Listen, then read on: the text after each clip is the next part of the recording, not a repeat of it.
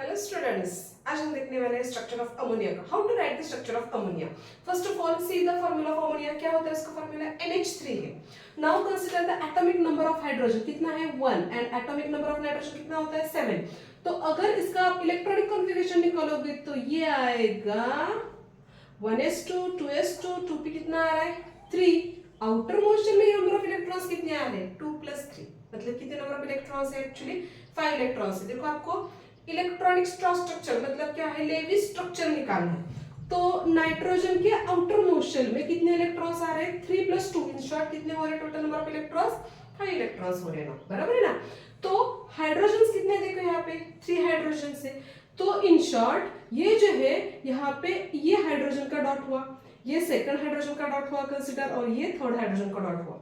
Now these unpaired electrons make a paired, मतलब यहाँ पे ये बॉन्ड पेयर्ड क्रिएट कर रहे हैं ना, बराबर है ना। And one of that it produce which one is that form, that is a lone pair ना। तो ये तो एक्चुअली स्ट्रक्चर नहीं बनेगा। क्यों नहीं बनेगा?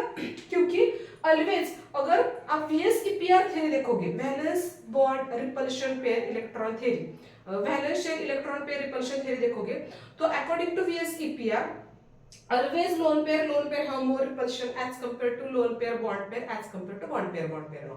समझ में? तो यहाँ पे ये जो नाइट्रोजन है ये लोन पेयर क्रिएट कर रहा है, इसकी वजह से ये जो स्ट्रक्चर होगा वो कुछ इस पैटर्न में आएगा ना।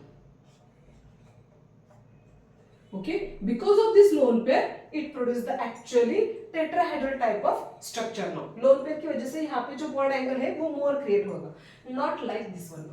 समझ में? ये तो था, ये जो first structure is called as what Lewis structure of ammonia, और ये जो स्ट्रक्चर है according to VSEPR theory of according to VSEPR theory, इसके हिसाब से ये स्ट्रक्चर बना है ना। Understood both of